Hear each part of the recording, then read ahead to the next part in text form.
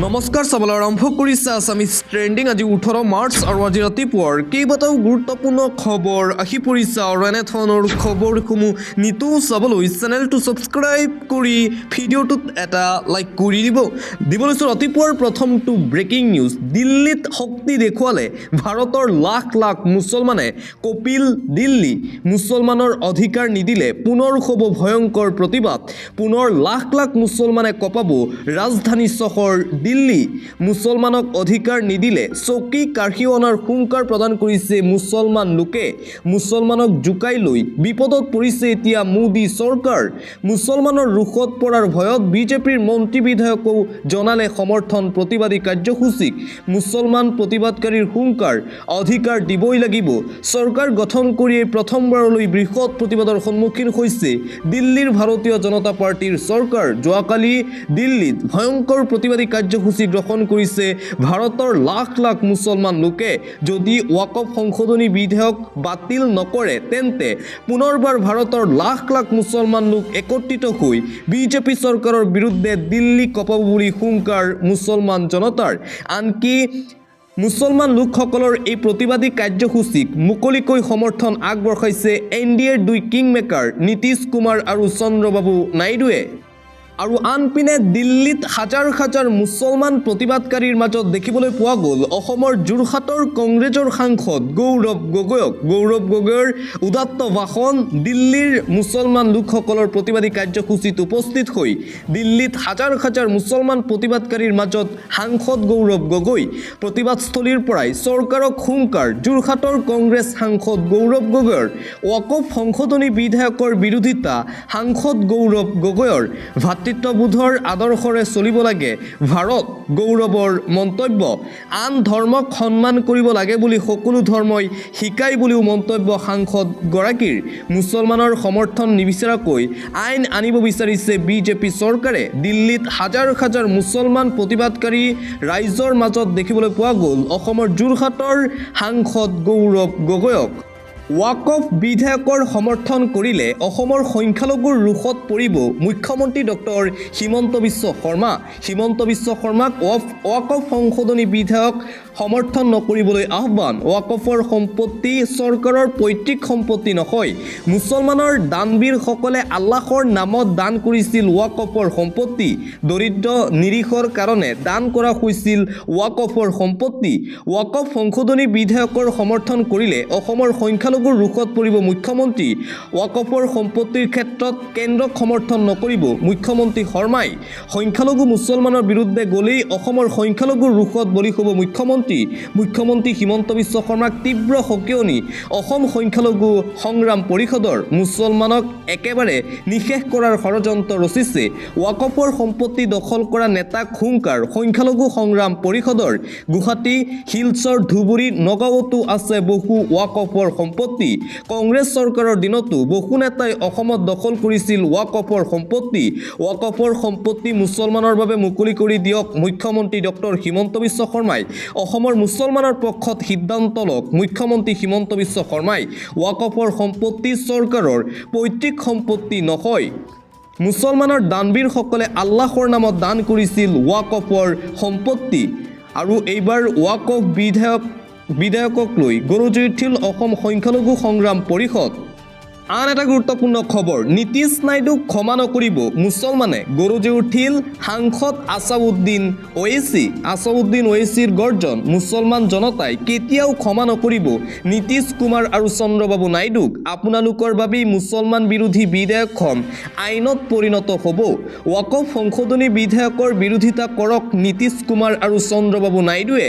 দিল্লীত মুছলমানৰ প্ৰতিবাদত অংশ লৈ গৰজি উঠিল সাংসদ আছাউদ্দিন ওৱেইচি। মন্দিৰৰ সমিতিত যদি মুছলমানসকল সদস্য হ'ব নোৱাৰে তেনেহ'লে ৱাকফ বৰ্ডত কিয় থাকিব অমুছলমান লোক? প্ৰশ্ন ওৱেইচিৰ। হিন্দু মুছলমানৰ মাজত সংঘাত লগাব বিচাৰিছে বিজেপি চৰকাৰে। মুছলমানৰ পৰা মছজিদ কাঢ়ি নিব বিচাৰিছে ভাৰতীয় জনতা পাৰ্টিৰ চৰকাৰে। মুছলমান জনতাই কেতিয়াও ক্ষমা নকৰিব নীতিশ কুমাৰ আৰু চন্দ্ৰবাবু নাইডুক। নীতিশ কুমাৰ আৰু চন্দ্ৰবাবু নাইডুক ৱাকফ সংশোধনী বিধেয়কৰ বিৰোধিতা কৰিবলৈ আহ্বান জনাইছে হায়দৰাবাদৰ সাংসদ আছাউদ্দিন ওৱেইচিয়ে। আন এটা ব্ৰেকিং নিউজ ৰাজধানী দিল্লীক নতুন নাম দিলে বিশ্ব হিন্দু পৰিষদে শীঘ্ৰেই দিল্লীৰ নাম সলনি কৰাৰ দাবী উত্থাপন কৰিছে এতিয়া ভাৰতত চলিছে কেৱল ঠাইৰ নাম সলনি কৰাৰ প্ৰক্ৰিয়া এবাৰ বিশ্ব হিন্দু পৰিষদৰ দাবী শীঘ্ৰেই সলনি কৰা হ'ব দিল্লীৰ নাম মুছলমান শাসকৰ সকলো সমাধিস্থল চিহ্ন শেষ কৰাৰ বিস্ফোৰক দাবী ৰাজধানী দিল্লীক ইন্দ্ৰপ্ৰস্থ নামেৰে নতুন নামকৰণৰ দাবী বিশ্ব হিন্দু পৰিষদৰ দিল্লীক নতুনকৈ ইন্দ্ৰপ্ৰস্থ নাম দি ঐতিহাসিক সিদ্ধান্ত গ্ৰহণ কৰাৰ দাবী মুছলমান শাসকৰ পৰিচয়ৰে জনজাত সকলো মহল ৰাজপথৰ নাম সলনি কৰাৰ দাবী দিল্লীৰ মুছলমান শাসকৰ ঠাইত হিন্দু মহাপুৰুষৰ প্ৰতিমূৰ্তি স্থাপনৰো দাবী লাখ লাখ মুছলমানে যোৱাকালি দিল্লী কপোৱাৰ পাছতেই বিশ্ব হিন্দু পৰিষদৰ এই হুংকাৰ মুঠতে এতিয়া ভাৰতৰ প্ৰায় ৰাজ্যৰ ঠাইৰ নাম সলনি কৰাৰ দাবী উত্থাপন কৰিছে বিশ্ব হিন্দু পৰিষদে আন এটা অতিকৈ গুৰুত্বপূৰ্ণ খবৰ এটা ব্ৰেকিং নিউজ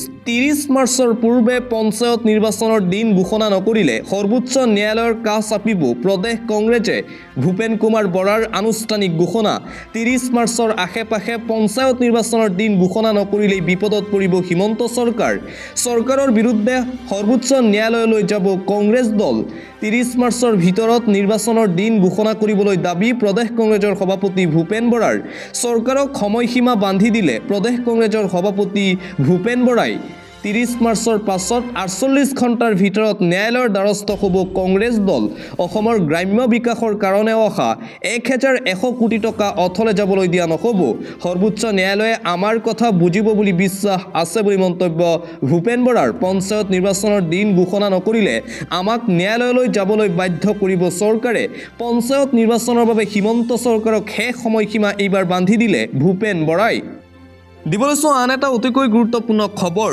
ঔৰংগজেবৰ কবৰ বিতৰ্ক সাম্প্ৰদায়িক সংঘাতত জ্বলিছে নাগপুৰত এতিয়া ইটোৰ পিছত সিটো ভয়ংকৰ সাম্প্ৰদায়িক সংঘাত দেখিবলৈ পোৱা গৈছে ঔৰংগজেবৰ কবৰ বিতৰ্কক লৈ এই সংঘাত ঔৰংজেবৰ কবৰ বিতৰ্কক কেন্দ্ৰ কৰি সাম্প্ৰদায়িক উন্মাদ মহাৰাষ্ট্ৰৰ নাগপুৰত দুই গোটৰ মাজত হিংসাত্মক সংঘাতত জ্বলিছে মহাৰাষ্ট্ৰৰ নাগপুৰ চহৰ দুই সম্প্ৰদায়ৰ গোটৰ মাজত শিলাবৰ্ষণৰ পাছতেই এফালৰ পৰা জ্বলিছে নাগপুৰ মুঠতে ভয়ংকৰ পৰিস্থিতিৰ সৃষ্টি হৈছে সোমবাৰে সন্ধিয়া 7:30 বজাৰ পৰা আৰম্ভ হৈছে চহৰখনত এই হিংসাত্মক ঘটনা হিংসাত্মক সংঘাতত আহত হৈছে উভয় সম্প্ৰদায়ৰ কেইবাজনো লোকৰ লগতে বহুকেইজন আৰক্ষী বিষয়া বিশ্ব হিন্দু পৰিষদৰ দ্বাৰা আয়োজিত এক ৰেলীৰ মাজতেই আৰম্ভ হয় এই সংঘাত ভয়ংকৰ ঘটনা পৰিস্থিতি নিয়ন্ত্ৰণৰ চেষ্টা অব্যাহত ৰাখিছে আৰক্ষীয়ে কিন্তু বৰ্তমানেও পৰিস্থিতি নিয়ন্ত্ৰণত অহা নাই বুলি জানিব পৰা গৈছে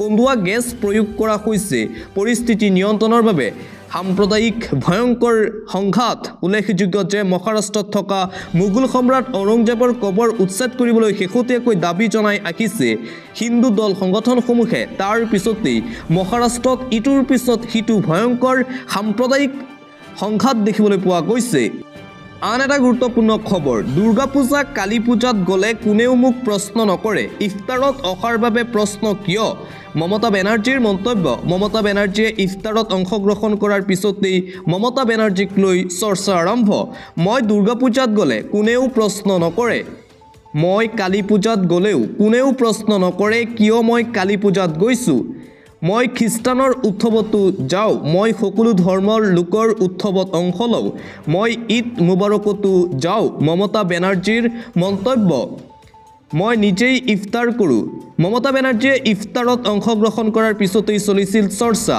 মই ৰোজা ইফতাৰ সকলোতে যাওঁ বুলি মন্তব্য পশ্চিমবংগৰ মুখ্যমন্ত্ৰী মমতা বেনাৰ্জীৰ মই পঞ্জাৱীৰ গুৰুদ্বাৰতো যাওঁ বুলি মন্তব্য মুখ্যমন্ত্ৰীৰ পশ্চিমবংগৰ মাটি সম্প্ৰীতিৰ মাটি গতিকে মই সকলো ধৰ্মৰ লোকৰ উৎসৱত যামেই ৰমজান মাহত মই সকলোকে শুভেচ্ছা জনাইছোঁ ইফতাৰত অংশগ্ৰহণ কৰি এই মন্তব্য পশ্চিমবংগৰ মুখ্যমন্ত্ৰী মমতা বেনাৰ্জীৰ পৰৱৰ্তী খবৰ সাজু হৈছে কৰ সেৱক 1992 চনত সংঘটিত বাবৰি মছজিদ কাণ্ড পুনৰাবৃত্তি হ'ব নেকি বিজেপি শাসিত ৰাজ্য মহাৰাষ্ট্ৰত ঔৰংগজেবৰ সমাধি আঁতৰাবলৈ বিজেপি চৰকাৰক শেষ সকিয়নি দিলে বজৰং দল আৰু বিশ্ব হিন্দু পৰিষদে শীঘ্ৰেই আঁতৰাব লাগিব ঔৰংগজেবৰ সমাধিক গোলামীৰ প্ৰতীক আখ্যা দিছে বিশ্ব হিন্দু পৰিষদে শীঘ্ৰেই উচ্ছেদ চলোৱাৰ দাবী মহাৰাষ্ট্ৰৰ ছত্ৰপতি সম্ভাজীনগৰ জিলাৰ পৰা মোগল সম্ৰাট ঔৰংজেবৰ সমাধি আঁতৰাই পেলোৱাৰ দাবী উত্থাপন কৰিছে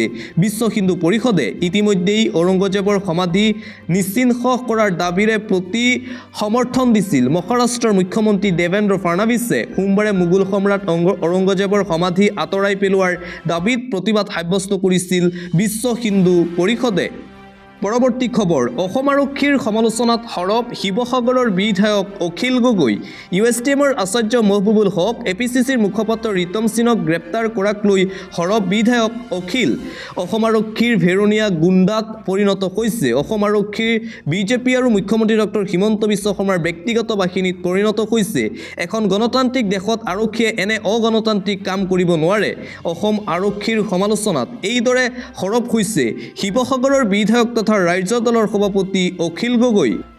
আন এটা ব্ৰেকিং নিউজ, ভূপেন বৰাৰে সংঘাত, সাংসদ পদ ত্যাগ কৰিবলৈ সাজু হৈছে ধুবুৰীৰ কংগ্ৰেছৰ সাংসদ ৰকিবুল হুছেইন। ভূপেন বৰা আৰু ৰকিবুল হুছেইনৰ মাজত এতিয়া কণ্ডল দেখিবলৈ পোৱা গৈছে।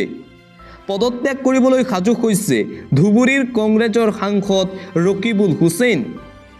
ৰকিবুল হুছেইনে কৰিব পাৰে পদত্যাগ। সভাপতি ভূপেন বৰাৰে স্পষ্ট সংঘাত, সাংসদ ৰকিবুল হুছেইনৰ। ব্লক কংগ্ৰেছ কমিটিক গঠনক লৈ অসন্তুষ্ট ৰকিবুল হুছেইন। ভূপেন বৰা আৰু ৰকিবুল হুছেইনৰ মাজত এতিয়া অমিল দেখিবলৈ পোৱা গৈছে। বৰপেটাৰ গোপন সভাত ভূপেন বৰাৰ বিৰুদ্ধে ক্ষোভ দেখিবলৈ পোৱা গৈছে সাংসদ ৰকিবুল হুছেইনৰ। কংগ্ৰেছৰ গোপন সভাৰ এক্সক্লুচিভ ভিডিঅ' ইতিমধ্যে ভাইৰেল হৈ পৰিছে সামাজিক মাধ্যমত। তাৰ পিছতেই এতিয়া চৰ্চা, PSC কমিটিৰ পৰামৰ্শ আওকাণ কৰাৰ অভিযোগ সভাপতি ভূপেন কুমাৰ বৰাৰ বিৰুদ্ধে। সেয়েহে সাংসদ পদ ত্যাগ কৰাৰ সম্ভাৱনা আছে সাংসদ ৰকিবুল হুছেইনৰ। আন এটা গুৰুত্বপূৰ্ণ খবৰ, উচ্ছেদ হ'ব মন্ত্ৰী জয়ন্ত মল্ল বৰুৱাৰ বাসগৃহৰ ৰাস্তা। উচ্ছেদ হ'বলৈ গৈ আছে মন্ত্ৰী জয়ন্ত মল্ল বৰুৱাৰ বাসগৃহৰ ৰাস্তা। মন্ত্ৰী জয়ন্ত মল্ল বৰুৱাই উচ্ছেদ কৰিব লাগিব নিজৰ বাসগৃহৰ ৰাস্তা। বুন্দাজান পুতি মন্ত্ৰী জয়ন্ত মল্ল বৰুৱাৰ বাসগৃহলৈ নিৰ্মাণ কৰা হৈছিল পথ, সেয়েহে কৰিব লাগিব উচ্ছেদ। প্ৰায় 3 কোটি টকাৰে নিৰ্মাণ কৰা হৈছিল এই পথটো, আৰু এতিয়া এই পথটো উচ্ছেদ কৰিব লাগিব মন্ত্ৰী জয়ন্ত মল্ল বৰুৱা। পৰৱৰ্তী খবৰ, আকৌ সাংবাদিকক অপমান, বিজেপি বিধায়কৰ। সাংবাদিকক নীতি শিক্ষা দিবলৈ গৈ পুনৰ চৰম অপমানসূচক মন্তব্য। শালীনতাৰ সীমা চেৰালে এগৰাকী বিজেপি বিধায়ক পৰমানন্দ ৰাজবংশীৰ এটা মন্তব্যৰ পিছতেই এতিয়া তীব্ৰ বিতৰ্কৰ সৃষ্টি হৈছে। পৰমানন্দ ৰাজবংশীয়ে কৈছিল, সাংবাদিকসকলে টকাৰ বিনিময়ত নিজৰ মাককো বিক্ৰী কৰিব পাৰে। পৰমানন্দ ৰাজবংশীৰ এই মন্তব্যৰ পিছতেই এতিয়া জাঙুৰ খাই উঠিছে অসমৰ সংবাদকৰ্মীসকল। পৰমানন্দ ৰাজবংশীয়ে অৱশেষত এই মন্তব্যৰ বাবে সাংবাদিকৰ ওচৰত ক্ষমাও খোজে। আন এটা গুৰুত্বপূৰ্ণ খবৰ, অখিল গগৈক মৰম কৰি বিপদত পৰিল মহিলা। 2খন মিটিঙলৈ গৈ হেৰুৱালে অৰুণোদয় আঁচনিৰ সুবিধা। 1250 নহয় 5000কৈ লাগে মহিলাক। নহ'লে পঞ্চায়তত খেলা দেখুৱাব মহিলাসকলে। মহিলাসকলে অখিল গগৈৰ মিটিঙত অংশগ্ৰহণ কৰিছিল। বিধায়ক অখিল গগৈৰ 2খনকৈ সভাত অংশগ্ৰহণ কৰিছিল কেইবা হাজাৰো মহিলা, আৰু বিধায়ক অখিল গগৈৰ প্ৰতি মৰম আৰু মিটিঙত অংশগ্ৰহণ কৰাৰ বাবেই মহিলাসকলৰ অৰুণোদয় আঁচনিৰ কৰ্তন কৰাৰ গুৰুতৰ অভিযোগ উত্থাপন হৈছে হিমন্ত বিশ্ব শৰ্মাৰ বিজেপি চৰকাৰৰ বিৰুদ্ধে। পৰৱৰ্তী খবৰ, হোলাঙাপাৰ গিবন অভয়াৰণ্যত বেদান্ত কেয়াৰ্ন কোম্পানীৰ তেল প্ৰকল্পক লৈ সৰব সাংসদ গৌৰৱ। লোকসভাত এই প্ৰসংগত প্ৰশ্ন উত্থাপন সাংসদগৰাকীৰ। অবৈধ কয়লা খননৰ বাবে কাৰ্বি আংলং ডিমাহাছাওক সৰ্বাধিক বন ধ্বংস হোৱা বুলিও মন্তব্য সাংসদগৰাকীৰ। অবৈধ কয়লা খননৰ বিৰুদ্ধে তদন্তৰ আশ্বাস বন পৰিবহণ আৰু জল পৰিৱৰ্তন বিভাগৰ কেন্দ্ৰীয় মন্ত্ৰীৰ। আৰু এইবাৰ অসমৰ সমস্যাসমূহক লৈ এইদৰে লোকসভাৰ মজিয়াত সৰব হোৱা দেখিবলৈ পোৱা গৈছে কংগ্ৰেছৰ যোৰহাটৰ সাংসদ গৌৰৱ গগৈক। আন এটা অতিকৈ গুৰুত্বপূৰ্ণ খবৰ, এটা ব্ৰেকিং নিউজ, বিদেশী ৰাখিবলৈ বছৰি 7 লাখ ব্যয় কৰিছে অসম চৰকাৰে। অসম বিদেশীমুক্ত হ'ব কেতিয়া? পুনৰবাৰ প্ৰশ্ন উত্থাপন হৈছে যে আমাৰ ৰাজ্য অসম কেতিয়া হ'ব বিদেশী মুক্ত, কিয়নো আন এক তথ্য পোহৰ ৰাখিছে সন্দেহযুক্ত বিদেশীৰ নামত ৰাজ্যৰ ৰাজকোষৰ পৰা প্ৰতিমাহে ব্যয় কৰা হৈছে প্ৰায় 5 লাখকৈ টকা।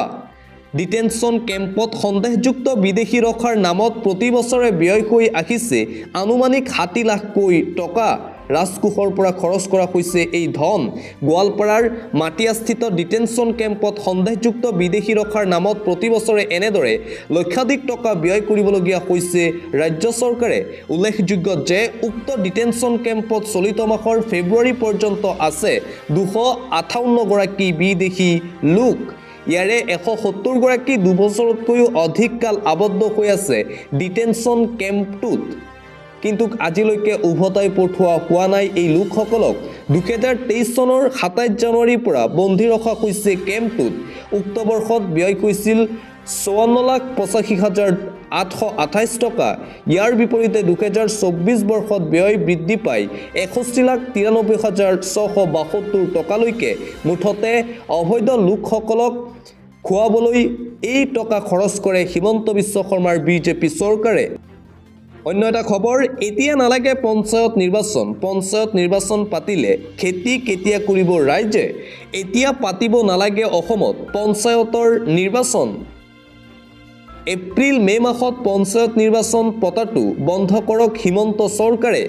পঞ্চায়ত নিৰ্বাচনক লৈ এইবাৰ বিস্ফোৰণ বিধায়ক অখিল গগৈৰ। বহাগ বিহুৰ পিছত পঞ্চায়ত নিৰ্বাচন পাতিলে খেতি কেতিয়া কৰিব ৰাইজে? আমাক আৰু এতিয়া পঞ্চায়ত নিৰ্বাচনৰ কোনো ধৰণৰ প্ৰয়োজন নাই। খেতি বাতি শেষ হোৱাৰ পিছত পাতক পঞ্চায়তৰ নিৰ্বাচন। পঞ্চায়ত নিৰ্বাচনক লৈ এইদৰে মন্তব্য কৰে বিধায়ক অখিল গগৈয়ে। আন এটা গুৰুত্বপূৰ্ণ খবৰ, এটা দুটা নহয়, মুখ্যমন্ত্ৰী হিমন্ত বিশ্ব শৰ্মাৰ 30টাকৈ বৃহৎ ঘোষণা। মে'ত ঘোষণা হ'ব স্নাতকোত্তৰ শিক্ষক পদৰ ফলাফল। জুনত পৰীক্ষা হ'ব উত্তীৰ্ণসকলৰ নথিপত্ৰ। এপ্ৰিলত ঘোষণা হ'ব 5,550 শিক্ষক পদৰ ফলাফল। 10 অক্টোবৰৰ পাছত ওলাব নতুন নিযুক্তিৰ তালিকা। স্নাতকোত্তৰ MELP শিক্ষকৰ নিযুক্তি 10 অক্টোবৰত।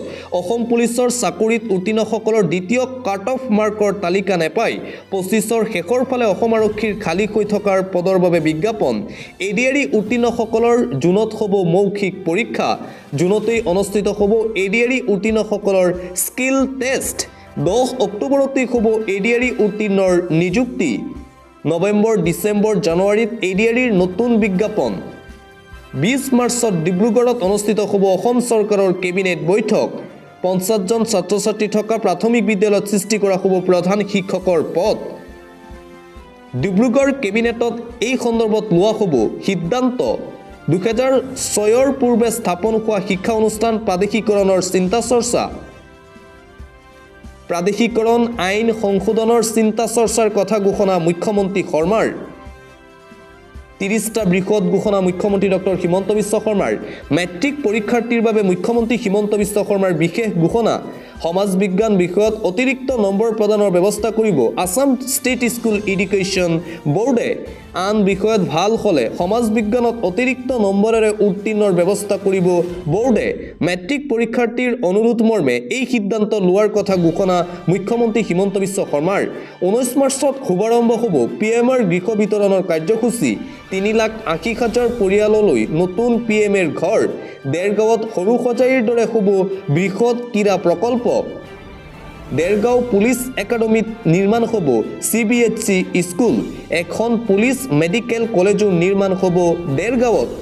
দিল্লীত উপেন্দ্ৰনাথ ব্ৰহ্মৰ নামত নামকৰণ হ'ব এটা পথ।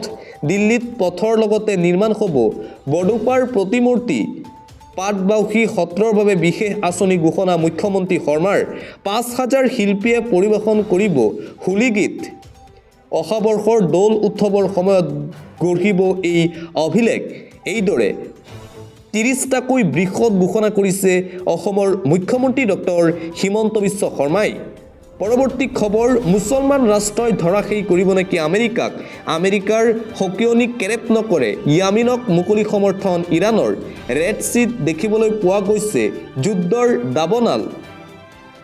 আমেৰিকান এয়াৰক্ৰাফ্ট হেৰিয়েছ টুৰমেনক লক্ষ্য হুতি বিদ্ৰোহীৰ ইৰাণৰ লগতে বিশ্বৰ কেইবাখনো মুছলমান ৰাষ্ট্ৰৰ সমৰ্থন য়ামিনক দেওবাৰৰ পৰা আমেৰিকা ইৰাণৰ মাজত বৃদ্ধি পাইছে তীব্ৰ উত্তেজনা হুথিয়ে লক্ষ্য কৰি ল'লে ৰেড চিত থকা আমেৰিকাৰ যুদ্ধ জাহাজক 24 ঘণ্টাত দুবাৰকৈ আক্ৰমণ আমেৰিকাৰ এয়াৰক্ৰাফ্ট কেৰিয়াৰক USS হেৰি ট্ৰুমেনক লক্ষ্য কৰি লৈছে হুতি বিদ্ৰোহীয়ে 18টাকৈ মিছাইল আৰু ড্ৰোনেৰে আক্ৰমণ কৰিছে হুতিয়ে আমেৰিকাৰ ওপৰত ডোনাল্ড ট্ৰাম্পৰ নিৰ্দেশত হুতিৰ ওপৰত আক্ৰমণ কৰিছিল আমেৰিকান সেনাই ইয়াৰ পিছতেই প্ৰত্যুত্তৰ হুংকাৰ দিছিল হুতিয়ে আৰু এতিয়া প্ৰত্যুত্তৰ লৈছে আমেৰিকাৰ ওপৰত হুতি বিদ্ৰোহীয়ে আন এটা গুৰুত্বপূৰ্ণ খবৰ অৰুণোদয় আঁচনিৰ ধন বৃদ্ধি কৰাৰ দাবী অৰুণোদয়ৰ পৰা বঞ্চিত শ মহিলাৰ চৰকাৰৰ বিৰুদ্ধে উত্তাল প্ৰতিবাদ অৰুণোদয়ৰ ধন